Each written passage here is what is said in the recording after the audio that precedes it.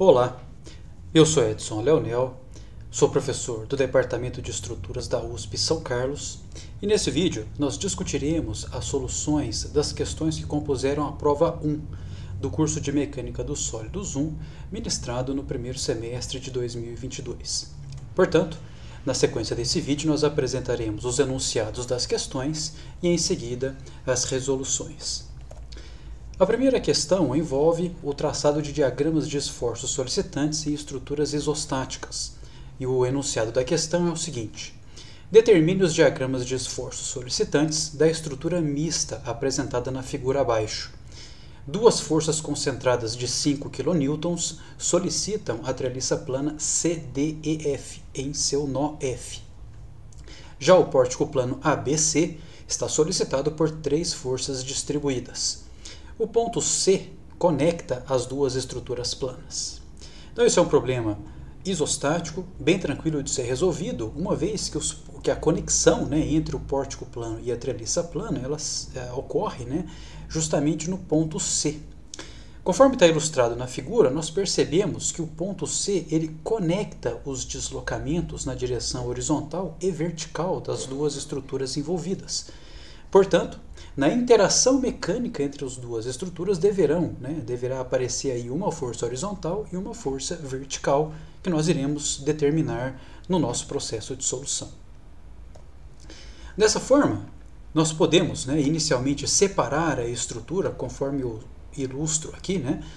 Então, eu vou inicialmente no meu processo de solução determinar as forças normais nas barras da treliça e em seguida reaplicar sobre o pórtico a interação mecânica devido à treliça sobre o pórtico.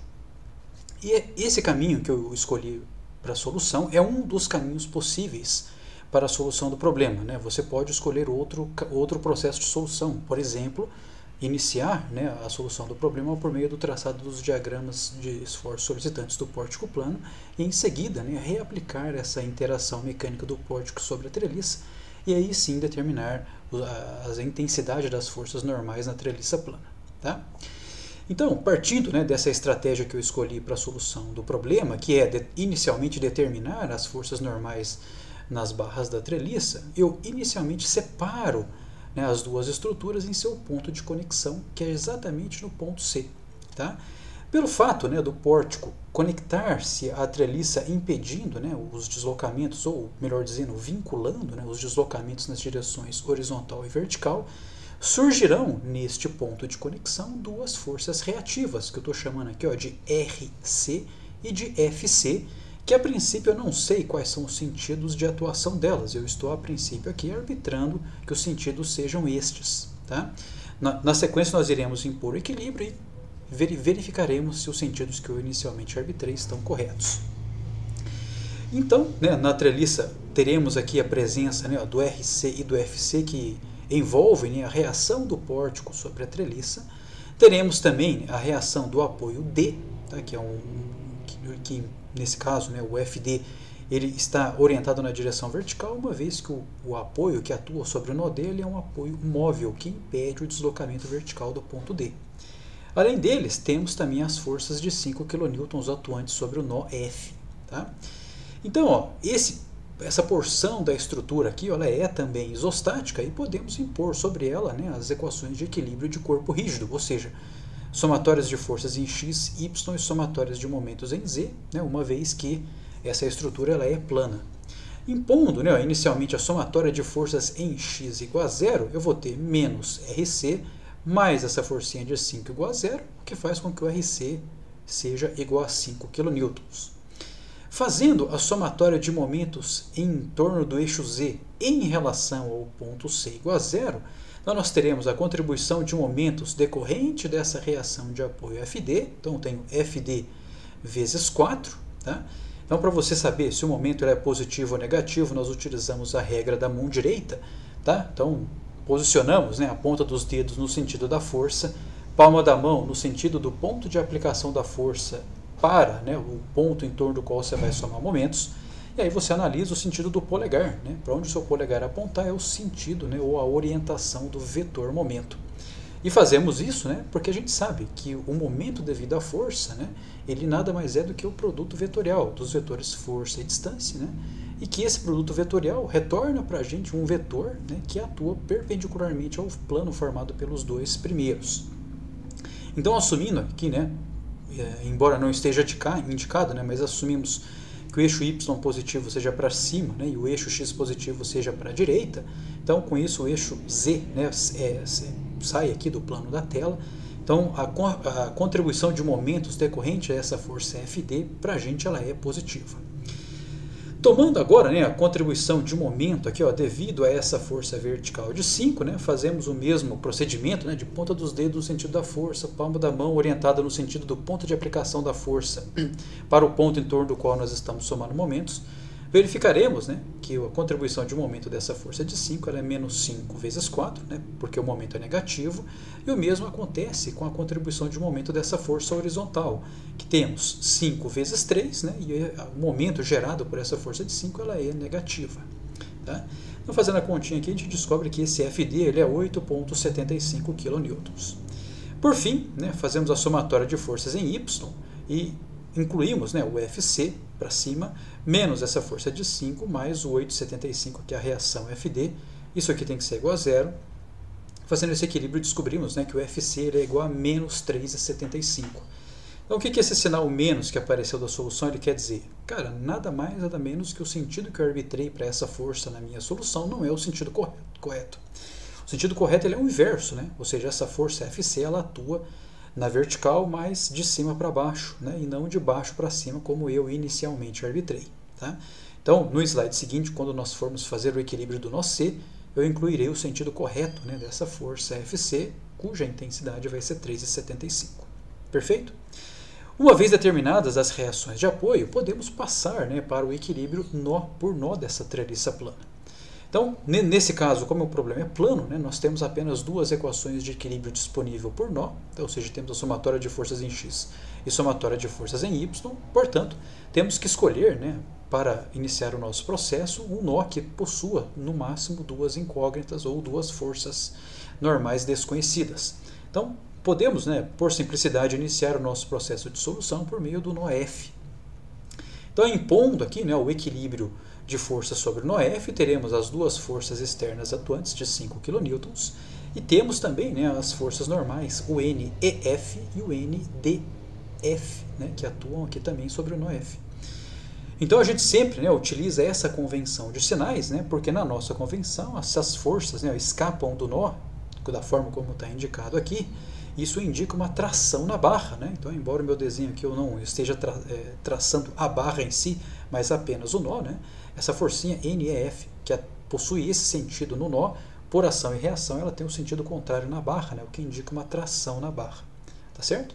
Então, fazendo, né, ou impondo, ou melhor dizendo, utilizando essa convenção de sinais, né, os sinais do nosso equilíbrio, né, já indicarão automaticamente, ou atenderão automaticamente a nossa convenção de sinais de que tração é positivo, compressão é negativo. Tá bem?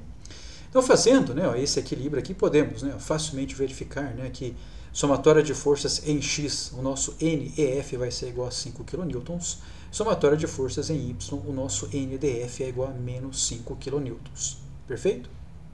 Então, até aqui, tranquilo, né? Temos que a barra EF ela está tracionada e a barra DF está comprimida, tá? De acordo com os sinais que nós obtivemos aqui do equilíbrio. Perfeito? Então, uma vez determinados, né, já o equilíbrio do nó F, podemos passar para o equilíbrio do nó D, que está aqui no slide seguinte. Né?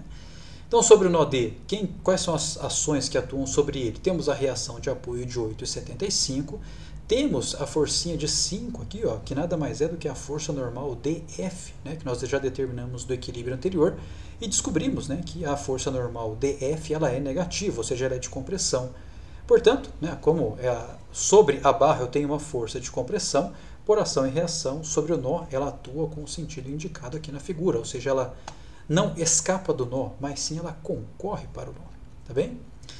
Além disso, né, atuam sobre o nó D a força, né, NCD e também a força NDE. Certo? Ou seja, temos apenas duas incógnitas.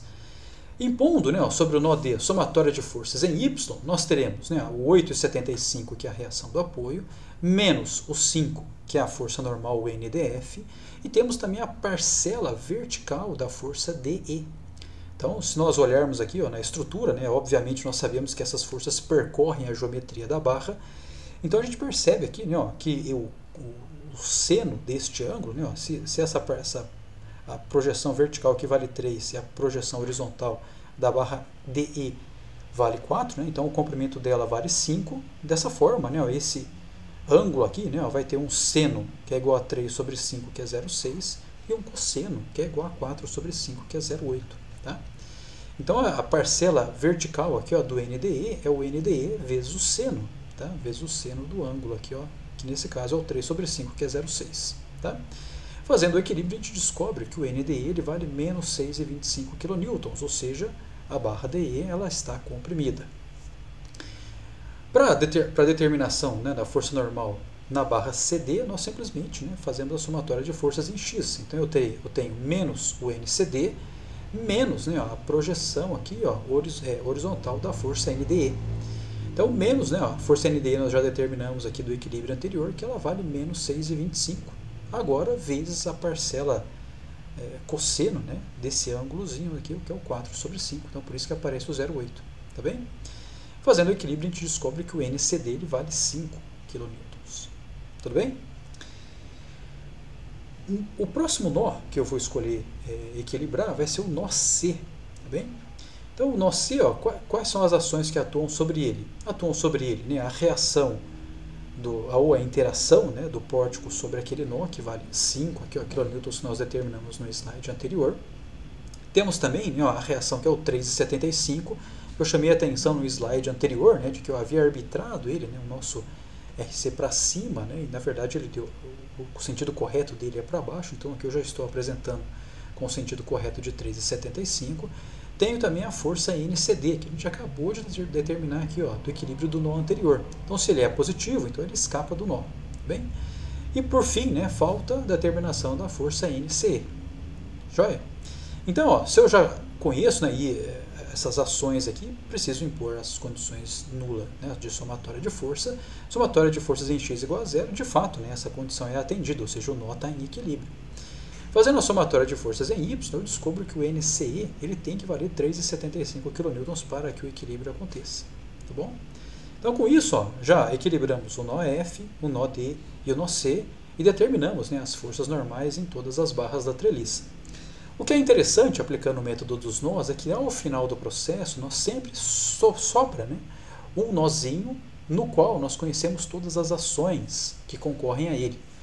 E no caso aqui da estratégia de solução que eu utilizei, este nozinho é o nó E. Tá?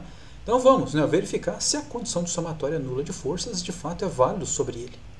Tá? Então, ó, sobre o nó E, nós teremos o NCE, que do equilíbrio que a gente verificou que ele é positivo, né, e vale 3,75. Então, no equilíbrio do nó E, eu tenho essa força de 3,75 aqui, né, orientada para baixo.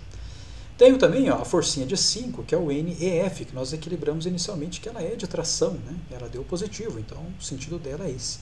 E por fim eu tenho o NDE, que nós já determinamos aqui, ó, que ela é uma força de compressão, né, de 6,25, então o sentido dela é concorrendo ao nó, né, uma vez que a força ela é de compressão. Então vamos verificar aqui, né, ó, se o equilíbrio ele é atendido sobre esse nó, né, uma vez que a gente já conhece todas as forças que concorrem a ele. Fazendo a somatória de forças em x, eu vou ter 5 menos, né, o 6,25 vezes o cosseno do ângulo, tá? Que a barra DE forma com a horizontal. Então, que nesse caso é 4 sobre 5, que é 0,8. Então, isso aqui dá ok, né? Ou seja, o equilíbrio ele é observado. Somatória de forças em y, eu vou ter o menos 3,75, mais a componente vertical dessa força de 6,25, né, que é 6,25 vezes 0,6, que é o seno desse ângulo aqui, ó, né, que a barra DE faz com a horizontal. Então, que também atende à condição de equilíbrio. Portanto, né, ó, fazemos essa verificação, esse cheque no meio da solução, e de fato o equilíbrio está atendido. Tá? Então, uma vez, né, ó, que já fizemos essa primeira etapa, podemos agora passar para a análise do pórtico. Então, para isso, o que nós fazemos? Né, ó, reescrevemos aqui o pórtico, né, redesenhamos ele e representamos aqui, ó, no nó C a influência mecânica que a treliça plana faz sobre o pórtico. Tá?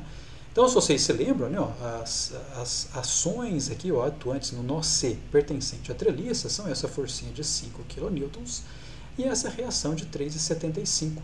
Tá? Então, ó, se sobre a treliça, né, ó, temos essas duas ações com estes dois sentidos, que nós já determinamos anteriormente, para que a gente faça o equilíbrio do pórtico, temos que utilizar a terceira lei de Newton, ou seja, a ação e reação. Então, se sobre a treliça, né, essas forças possuem esses sentidos, né, ó, sobre o pórtico, como é ação e reação, temos que ter o sentido inverso. Então, essa força de 3,75 atua sobre o nó C, no pórtico, mas com o sentido para cima. E essa forcinha de 5, que é horizontal, que atua da direita para a esquerda sobre a treliça, sobre o pórtico tem que estar atuando na horizontal, mas da esquerda para a direita. Tá bem?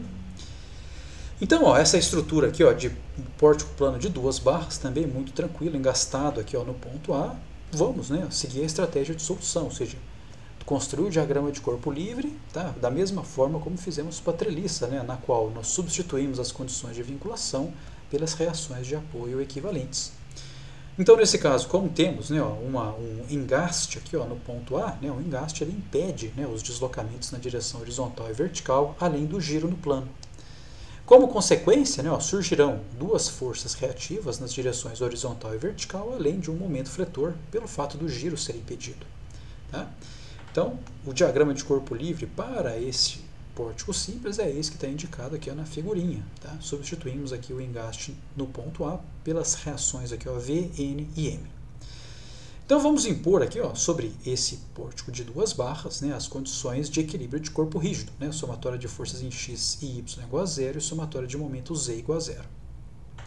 Fazendo inicialmente a somatória de forças em x igual a 0, eu vou ter o 5, né, que é essa força de 5, mais a força concentrada equivalente associada a esse carregamento distribuído de 2, que é 2 vezes esse comprimento aqui, ó, no qual a força está distribuída, né, que é 3, mais essa força V, que é horizontal, isso aqui é igual a 0. Descobrimos, portanto, que o V ele deve valer menos 11 kN. Tá? E aí, de novo, né, o fato de eu ter um sinal negativo aqui, ó, apenas nos indica que o sentido que eu inicialmente arbitrei para essas reações não é o sentido correto. Né? O sentido correto para essa força reativa V é na horizontal, mas atuando para a esquerda. Tá bem? Fazendo somatória de forças em y igual a 0, então eu terei o 3,75, né, ó, que é a força concentrada no ponto C, menos 2 vezes 4, que é a força concentrada equivalente associado a esse carregamento distribuído de 2 kN por metro, menos 3 vezes 3, que é a força concentrada equivalente associado a esse carregamento distribuído de 3 kN por metro, mais essa força de reação N igual a 0. Fazendo esse equilíbrio, descobrimos que o N tem que valer 13,25 kN. Tranquilo. Por fim, né, ó, somatória de momentos, né, ó, em torno do eixo Z igual a 0, mas em relação ao ponto A. Então temos, né, ó, o 3,75 vezes o braço de alavanca, que é 4. Esse cara aqui dá um momento positivo, né, ou seja, o polegar saindo do plano da tela. Menos 5 vezes 3, que é a contribuição de momento associada a essa força concentrada de 5 kN, que é o negativo, menos, né, ó, que é a contribuição de momento associado a esse carregamento distribuído aqui. Então, multiplico 2 por 4 para encontrar a força concentrada equivalente associada a esse carregamento distribuído, vezes 4 por 2, né, que é o braço de alavanca, né, uma vez que essa força concentrada equivalente está aplicado aqui, ó, no centro de gravidade, né, dessa carga distribuída, que nesse caso, como ela é constante, é exatamente no meio. Tá bem? Depois, ó, menos ainda a contribuição de momento associado a esse carregamento aqui, ó, de 2 kN por metro. Então, faço 2 vezes 3 para encontrar a força concentrada equivalente associado a esse carregamento distribuído, vezes o 3 sobre 2, né, que é o bracinho de alavanca, associado, né, a essa carga distribuída. E isso mais o M igual a 0. Né, o M que é a própria reação do apoio. Fazendo essa somatória, descobrimos que esse momento M vale 25 kN vezes metro. Tá? Então, com isso, já descobrimos as reações de apoio e agora passamos, né, para o processo análise barra por barra da estrutura. Vamos iniciar esse processo, né, ó, por meio da barra BC e quando chegarmos, né, na barra B já teremos, né, o conhecimento de todas as ações atuantes sobre a barra e aí a gente pode checar se o equilíbrio ele é atendido. Tá? Então, ó, sobre a barra BC, né, ó, separamos ela da estrutura, então surge, né, nos pontos onde nós seccionamos os esforços solicitantes, né, ou as ações internas que vão aparecer justamente para restabelecer a condição de equilíbrio. Então, sobre o nó C, né, temos, né, a força de 3,75 e a força de 5, que nada mais são do que a interação mecânica da treliça sobre o pórtico. Temos essa força distribuída de 2 kN por metro, e aqui, no ponto onde nós seccionamos, teremos o cortante, uma normal e um momento. Impondo sobre essa barrinha BC somatória, né, de forças em x, y igual a 0 e somatória de momentos igual a 0, ou seja, as condições de equilíbrio de corpo rígido, conseguimos determinar facilmente que o meu N tem que ser igual a 5 kN. Somatória de forças em y igual a 0, V, né, que está para cima aqui, então ela é positivo, menos 2 vezes 4, tá? Isso aqui eu estou determinando a força concentrada equivalente associado àquele carregamento distribuído de 2, mais o 3,75 igual a 0. Então, fazendo essa continha aqui, descobrimos que o meu V ele tem que ser 4,25 kN. Por fim, né, fazendo somatória de momentos em torno do eixo Z, mas em relação ao ponto B igual a 0, então temos, né, o 3,75 vezes 4, 2 vezes 4 vezes 4 dividido por 2, que é o momento associado nesse carregamento distribuído, e mais o momento reativo ali, naquele ponto B, o momento interno. Isso aqui é igual a 0, então, fazendo o equilíbrio, descobrimos, né, que o momento M aqui, ele vale 1 kN vezes metro. Tá? Uma vez determinadas as ações atuantes nas extremidades da barra, podemos, né, utilizar as relações diferenciais para que a gente possa, né, determinar quais são as variações dos esforços solicitantes na barra, e aí traçamos, né, a respectiva variação. No caso da força normal, nós sabemos que o nosso dN de x dx é igual ao menos P de x, tá? Onde o P de x ele nada mais é do que a força distribuída orientada na direção paralela ao eixo da barra. Nesse caso, nós percebemos que eu não tenho força distribuída orientada na direção paralela ao eixo da barra, né? Ou seja, o meu P é zero. Então, a relação diferencial para essa barra é o meu dN de x dx é igual a zero. Tá? Então, qual é o meu n de x? Né? Ou seja, qual é a função que eu derivo que vai me dar zero, né? Ou seja, é uma constante, né? Então, nesse caso, essa constante, ela de fato, ela é observada, né, pelo fato do meu N, minha força normal, ser 5 kN. Tá? Então, como ambas aqui, ações nos extremos são de tração e iguais a 5, né? Então, nós conseguimos traçar esse diagrama de força normal facilmente, como está aqui ilustrado na figura, né? Ou seja, constante, 5, positivo, tranquilo, feito. Para eu traçar, né, o diagrama de força cortante, eu tenho que lembrar, né, que a relação diferencial é o meu dV de x dx é igual a menos Q de x, onde o meu Q de x ele é a função que representa, né, o carregamento distribuído na direção perpendicular ao eixo da barra. Nesse caso, esse carregamento distribuído ele vale 2 kN por metro, ou seja, ele é um cara constante. Né? Então aí a pergunta que fica é, qual é a função, ou seja, qual é o V de x que eu derivo que retorna para mim uma constante? Né?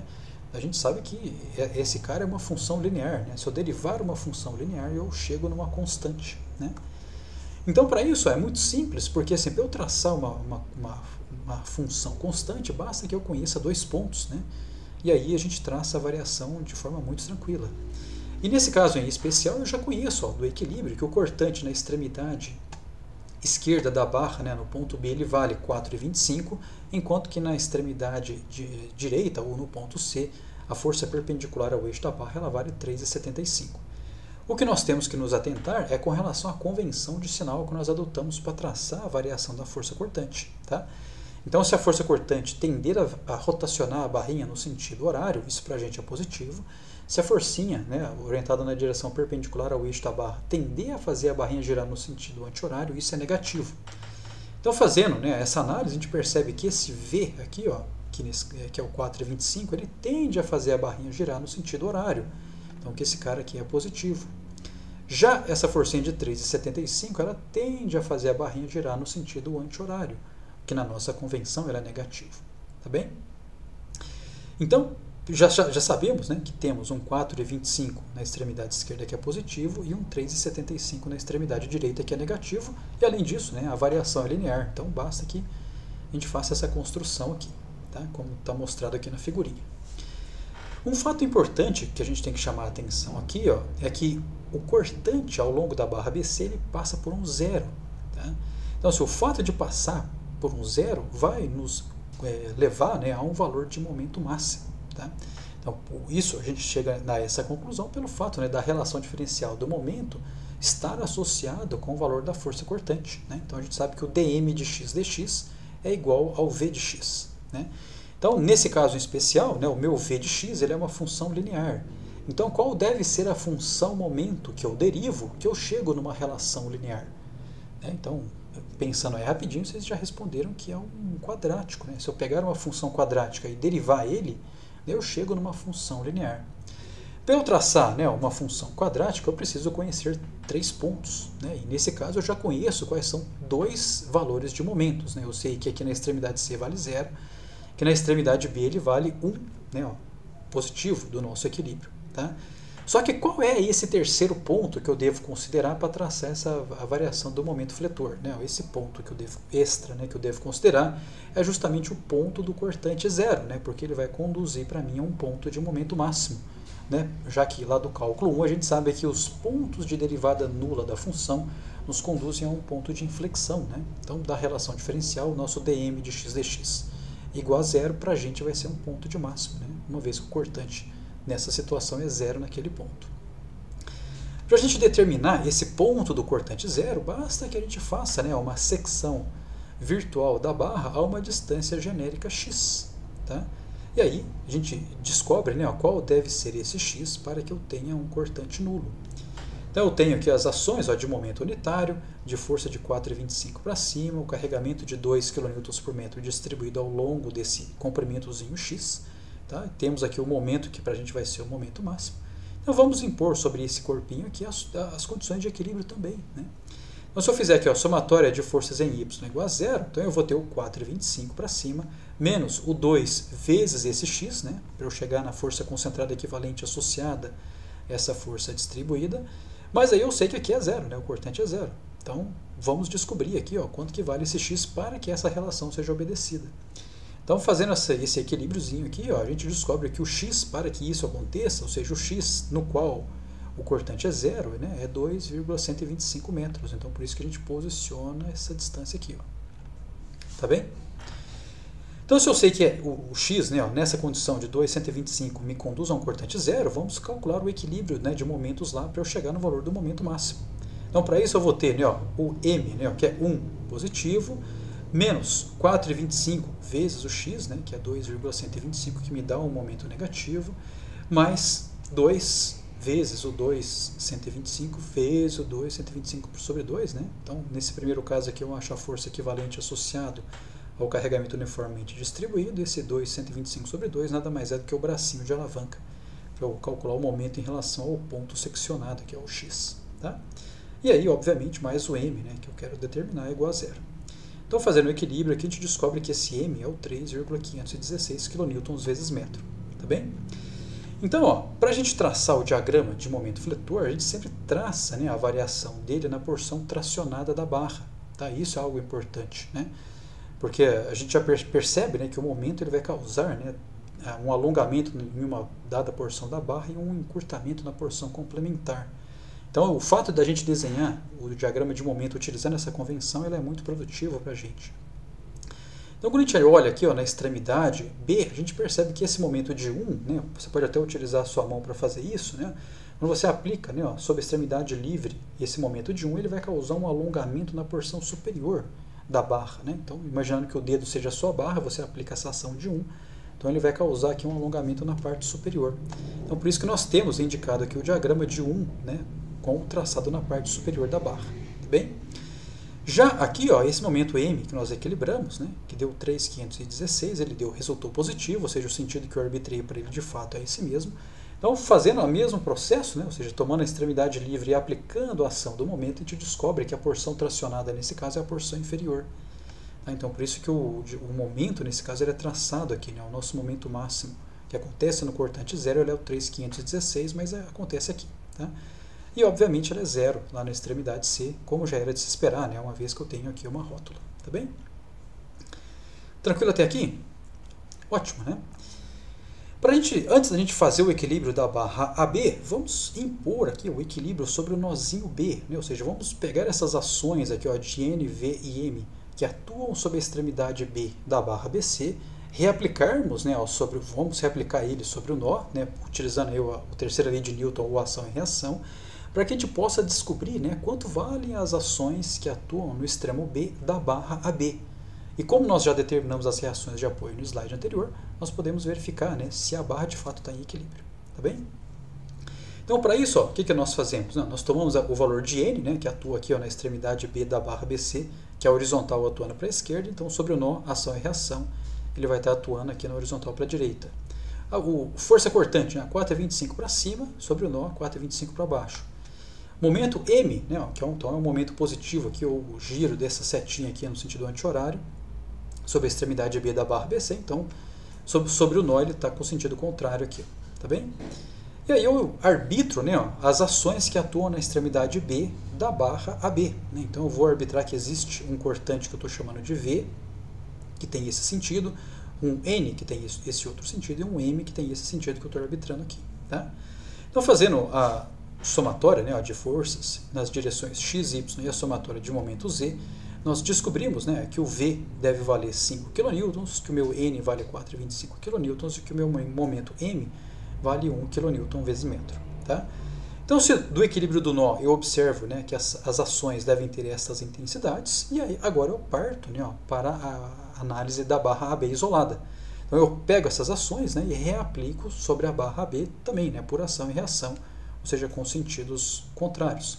Então eu vou ter um V que atua na horizontal para a direita, um N que atua na vertical para baixo, e um M, né, que nesse caso aqui vai ser o momento negativo, né? Ou seja, o giro desse M não é anti-horário, mas sim horário, tá bem? Então vamos passar para a análise da barra AB. Então, portanto, uma vez efetuado o equilíbrio do nó B, podemos, né, como já mencionamos anteriormente, utilizar a terceira lei de Newton, ou a ação e reação, para determinar, né, quais são as ações atuantes no extremo B da barra AB. Então tomamos, né, aquelas ações, né, de força de 5, 4,25 e de momento de 1 kN vezes metro determinado do equilíbrio anterior, né, e reaplicamos aqui via ação e reação, e agora, né, temos sobre a barra AB todas as ações atuantes sobre ela. Né? Então temos as reações de apoio, como nós já tínhamos determinado anteriormente, temos as ações atuantes sobre o extremo B da barra AB e temos os carregamentos atuantes. Então podemos impor sobre essa barra as condições de equilíbrio de corpo rígido para que possamos verificar se de fato a condição de equilíbrio de corpo rígido é atendida sobre a barra. Então, fazendo aqui a somatória de forças em x igual a 0, temos a força de 5, né, mais 2 vezes 3, que é a força concentrada equivalente associada a essa força distribuída, menos o 11 igual a 0, confere, né, ou seja, o equilíbrio ele é atendido. Somatória de forças em y igual a 0, temos a força de 4,25 atuando, né, para baixo, menos 3 vezes 3, que é a força concentrada equivalente associada a esse carregamento distribuído de 3, mais o 3,25, que é a reação do apoio, portanto, dá 0 e confere. Né? Somatória de momentos em torno do eixo Z em relação ao ponto A igual a 0, então temos, né, o momento negativo de 1 atuando na extremidade superior, temos a contribuição de momento de 5 vezes 3, né, associada a essa força concentrada atuante sobre a extremidade B da barra B, menos ainda a contribuição de momento associada a essa força uniformemente distribuída, que é 2 vezes 3 vezes 3 sobre 2, que é o braço de alavanca. E por fim temos o momento, né, que é o 25, que é a reação do apoio, isso dá 0. E confere, né, ou seja, essa barra aqui, de acordo com a transmissão dos esforços que fizemos anteriormente, ela retorna ao equilíbrio, o que nos dá um bom indicativo de que a solução ela está no caminho certo. Uma vez determinada, né, as ações atuantes nas extremidades da barra, podemos passar para o equilíbrio, né, ou melhor dizendo, podemos passar ao traçado dos diagramas de esforço solicitantes utilizando as relações diferenciais. Então, para isso, nós temos, né, aqui a variação da força normal atuando ao longo do comprimento da barra, né, ela obedece à relação do dn de x dx é igual a menos p de x. Nesse caso, o p de x é uma carga distribuída de forma constante, né, o que consequentemente vai fazer com que a força normal tenha uma variação linear, né, já que o nosso dn de x dx, né, tem que ser igual a menos p de x, se o p de x é constante, portanto a função que eu devo derivar, ou seja, o meu n de x que eu devo derivar para dar um constante, tem que ser um linear. Nesse caso eu tenho uma força de compressão de 4,25 na extremidade superior e uma força de compressão de 3,25 na extremidade inferior. Então, como ambas comprimem, né, isso aí para a gente na nossa convenção de sinal isso é negativo. Então, o diagrama de força normal para essa barra é este indicado aqui na figura, tá bem?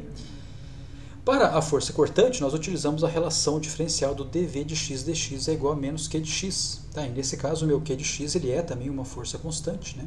Uniformemente distribuída. Portanto, né, sabemos, né, que o meu q de x é constante, o que faz com que o cortante tenha uma variação linear.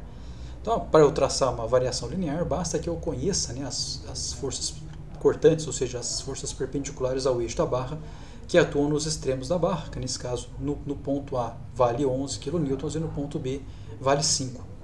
Nesse caso, ambas as ações elas tendem a fazer a barra girar no sentido horário, que na nossa convenção de sinais é positivo.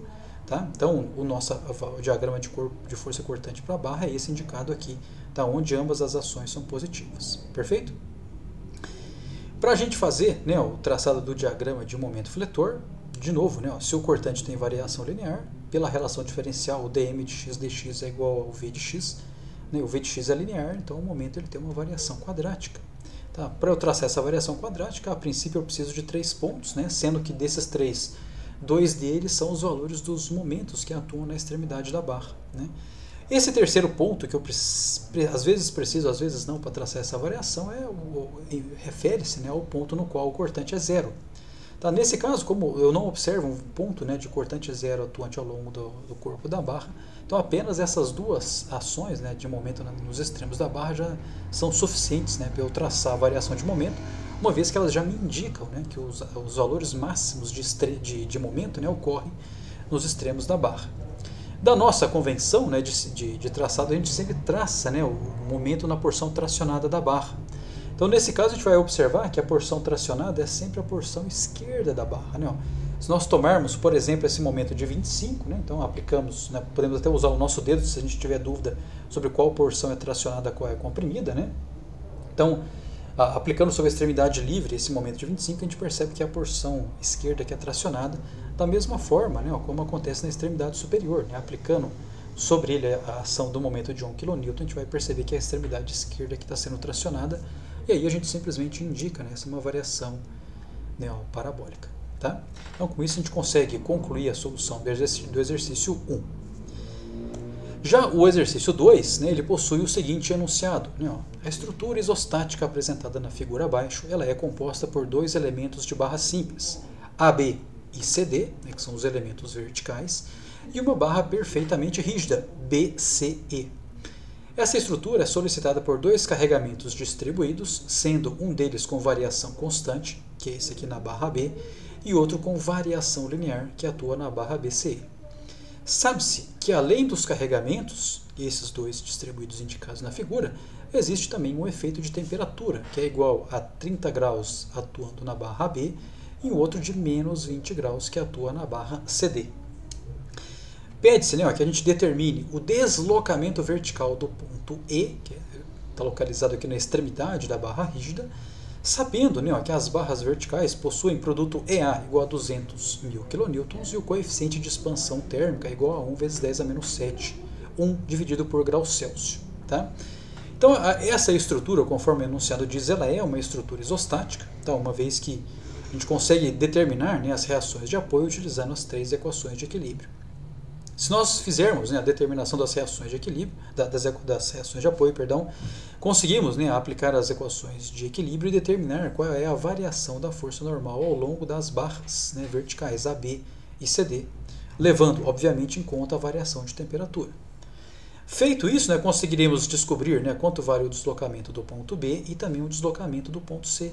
E aí, utilizamos, né, o fato da barra BCE ser uma barra rígida para que a gente consiga extrapolar, né, o deslocamento do ponto E, conhecendo os deslocamentos dos pontos B e C.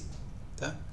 Então a solução ela é bem simples. Né, ó. Primeiro passo envolve, né, o traçado do diagrama de corpo livre da estrutura, no qual eu substituo as condições de vinculação por reações de apoio equivalentes. Então, sobre o ponto A, né, sobre o ponto A, D e B, temos, né, apoios móveis. Então, no caso do ponto A, vou ter apenas uma reação de apoio que eu estou chamando de RA, localizada na direção vertical, né, uma vez que esse apoio impede o deslocamento vertical do ponto A. Assim como no ponto D, né, já que o apoio móvel ele impede, nesse caso, o deslocamento vertical do ponto D, então eu vou ter apenas uma reação vertical nessa situação, né? E no caso do ponto B, ele impede o deslocamento horizontal, então terei, né, uma reação de apoio RB. Impondo sobre esse corpo aqui, né, ó, somatória de forças nulas em X e Y e também somatória de momentos em Z, ou seja, as condições de equilíbrio de corpo rígido, conseguimos determinar quanto valem, né, as reações de apoio RA, RD e RB. Tá? Então, fazendo somatória de forças em X igual a zero, descobrimos que o RB vale zero, tranquilo. Somatória de momentos, né, ó, em torno do eixo Z, mas em relação ao ponto A igual a zero, né, então teremos, né, como incógnitas apenas o RD e também, né, a contribuição de momento associado à força linearmente distribuída. Então o momento, né, do RD em relação ao ponto A é simplesmente o RD vezes o bracinho de alavanca, que é 2. Tá? Então positivo, né, já que o vetor momento associado a essa força ele possui, né, orientação saindo do plano da lousa. E teremos também a contribuição de momento associada à força linearmente distribuída. Então a força concentrada equivalente associado a esse carregamento linearmente distribuído, que nada mais é do que a área debaixo dessa reta aqui, né? Então eu vou ter, ó, 4, que é o valor máximo do momento, né, multiplicado pelo comprimento no qual ele está distribuído, que é 4 também, dividido por 2, né, uma vez que esse cara aqui é um triângulo. Né? Então você pode estar até se perguntando assim, mas olha só que estranho, né? Faça uma associação, ó, se esse cara fosse um constante, ó, né, num triângulo, num retângulo eu não tenho 2 triângulos, né? Então se esse cara aqui, ó, ele fosse constante, né, a carga concentrada equivalente seria simplesmente 4 vezes 2. Como ele é linearmente distribuído, né, ou seja, ele é triangular, é 4 vezes 4 dividido por 2, tá bem? Então por isso que aparece esse 2 aqui. Vezes, né, ó, a distância do ponto de aplicação dessa força concentrada equivalente até o ponto em torno do qual eu estou somando momentos. Tá, esse ponto aqui, ó, envolve, né, ó, o centro de gravidade desse carinha aqui. Né, ó. Então, se a carga distribuída ela é linearmente variável, né, ou seja, eu tenho um triângulo aqui, ó, que é a figura que descreve o carregamento distribuído, a gente sabe, né, que o centro de gravidade ele está do centro de gravidade do triângulo, obviamente, né, ele está a 1/3 de sua base. Então, em relação ao ponto A, eu vou ter 2/3 aqui, ó, do 4. Então, por isso que aparece esse 2/3 de 4, né, porque eu estou somando momentos em relação ao ponto A. Tudo bem? Então, fazendo a continha, a gente descobre, né, que o meu RD ele vale 10,667. Fácil, né? Fazendo agora a somatória de forças em Y igual a zero, eu vou ter o RA mais o RD, que é a reação aqui, menos 4 vezes 4 dividido por 2, que é a força equivalente associada a esse carregamento aqui, ó, linearmente distribuído, e menos a força concentrada equivalente associada a esse carregamento uniformemente distribuído de 3 kN por metro, que é simplesmente 3 vezes 3. Tá? Então, fazendo a continha aqui, a gente descobre que o RA ele vale 6,33 kN. Bom, então, alguma vez determinadas as duas reações de apoio, podemos passar para a análise barra por barra, onde determinaremos, né, o diagrama de força normal, a função que descreve a variação da força normal, e aí é só calcular os deslocamentos. Para a barra AB, né, então a gente sabe que eu tenho a reação de apoio de 6,33, tenho o carregamento uniformemente distribuído. Impondo, né, sobre essa barra, somatória de forças em Y igual a zero, eu vou descobrir que esse N, né, que tem que atuar na extremidade da barra, aqui, ó, para que eu tenha a observação do equilíbrio, ele vale menos 2,667 kN. Tá? Então, se é negativo, quer dizer que ele é de compressão. Tá bem? Então, com isso, ó, eu tenho uma tração em cima, uma compressão embaixo, e aí o diagrama de força normal para esse cara, né, ó, é 6,33 em cima, que é tração, 2,667 compressão embaixo. Fácil. Eu optei por descrever, né, essa função linear que descreve, né, a variação da força normal como de cima para baixo, né, ou seja, 6,333 menos 3x, embora, né, você também possa fazer o contrário, utilizar, né, uma função para descrever essa variação da força normal como sendo menos 2,667 mais 3x, o resultado dando o mesmo, uma vez que o deslocamento que a gente vai calcular é o deslocamento relativo de uma extremidade em relação à outra. Tá bem? Então, fazendo aqui, né, o cálculo do deslocamento, né, como eu estou calculando um deslocamento relativo, né, da barra, ou seja, de uma extremidade em relação à outra, e eu sei que a extremidade já o deslocamento é zero, então todo esse deslocamento relativo ele se refere ao deslocamento do ponto B. Tá bem? Então, esse ΔB ele é a integralzinha, né, utilizando as formulinhas que nós já vimos em aula, de 0 até 3, que é o comprimento, da função que descreve, né, o valor da força normal, né, que é o 6,333 menos 3x, dividido pelo EA que foi dado, né, deixa isso aqui integrado no comprimento, mais a influência, né, do efeito térmico. Então eu vou ter o coeficiente de expansão térmico, o comprimento da barra, né, que é alfa L delta T, e aí eu tenho a variação de temperatura que é positiva, 30 graus. Tá? Então essa variação de temperatura vai fazer com que a barra se expanda. Então quando a gente calcula esse deslocamento, né, temos a parcela de deslocamento devido à carga, parcela de deslocamento devido à temperatura. Então nosso ΔB ele vale 3,65 10 a menos 5 metros. Esse deslocamento aqui, ó, positivo, ele indica, né, que a barra observa uma expansão, ou seja, um aumento do seu comprimento. Tá? Então o fato dela, do sinal ser positivo, ele indica apenas isso, né, que a barra sofreu um aumento de comprimento. Se a barra está presa no ponto A e ela sofreu um aumento de comprimento, obviamente esse ponto B ele tem que descer. Tá? Então por isso que eu coloquei aqui uma setinha para indicar que aquele ponto desce. Né? Ou seja, esse é o que é o sentido do deslocamento. Tá bem? Então já determinamos o deslocamento do ponto B. Para a gente determinar o deslocamento do ponto C, temos que isolar, né, a barra CD e já sabemos que a reação do apoio D é o 10,667 e que nessa barra nós não temos nenhum carregamento distribuído. Então podemos impor o equilíbrio, né, de forças em Y nessa barrinha e vamos descobrir facilmente que a força normal na extremidade superior ele é o 10,667 kN, tá? O que conduz, né, a um diagrama de força normal constante, né, negativo inclusive, ou seja, de compressão, igual a 10,667. Então, se já sabemos, né, que a força normal possui essa variação, podemos, né, utilizar a equação e determinar o deslocamento, né, relativo das extremidades C e D. Porém, né, ó, de novo, né, a formulinha que a gente calcula o deslocamento é sempre o deslocamento relativo de uma extremidade em relação à outra. Como o ponto dele está fixo, né, então todo esse deslocamento relativo envolve o deslocamento do ponto C. Então, para isso, né, ó, teremos aqui a integral de 0 a 3 de menos 10,667 dividido pelo EA, tá? Isso aqui é negativo, né, porque ele é uma compressão, mais, né, o efeito da temperatura, que é o alfa L vezes o ΔT. Né? O nosso ΔT foi informado no problema que ele está com uma variação de temperatura negativa, ou seja, existe um encurtamento. Então, quando a gente resolve aqui, a gente descobre que o deslocamento devido ao carregamento é 1,6 10 a menos 4 e que o deslocamento devido à temperatura é 6 vezes 10 a menos 6. Ambos negativos, né, o que indica para a gente que a barra ela teve um encurtamento, tá bem? Então o sinal negativo que vem aqui, ó, desse deslocamento aqui, ele apenas indica para a gente que a barra sofreu um encurtamento. Se a barra está presa no ponto D e ela sofreu um encurtamento, obviamente, né, esse ponto C ele tem que descer. Tá? Então por isso que eu tenho essa setinha aqui para indicar o sentido do deslocamento, tá bem? Então agora a gente pode utilizar, né, ó, o fato da barra BCE ser perfeitamente rígida para a gente calcular o deslocamento do ponto E, que é o que nós queremos. Então a gente já calculou o deslocamento no ponto B, já calculou o deslocamento do ponto C, e aí a gente usa uma semelhança de triângulos, né, para calcular o deslocamento no ponto E.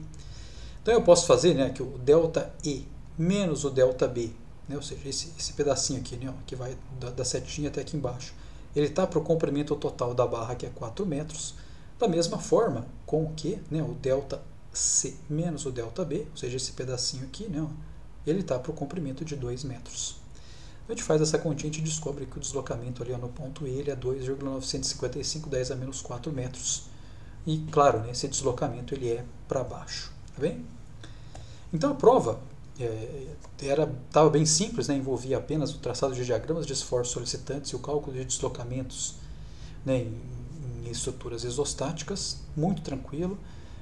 A prova, né, foi inicialmente dimensionada, né, para ser resolvida em 1 hora, tá? E aí, claro que o tempo total de uma aula é 2 horas, então teria uma hora de aula para se resolver a prova, depois mais 1 hora para fazer conferências, etc. Mas enfim, não estava complexa a prova, né? Ou seja, o objetivo é praticar os conceitos. Tá bem? Muito obrigado, um grande abraço.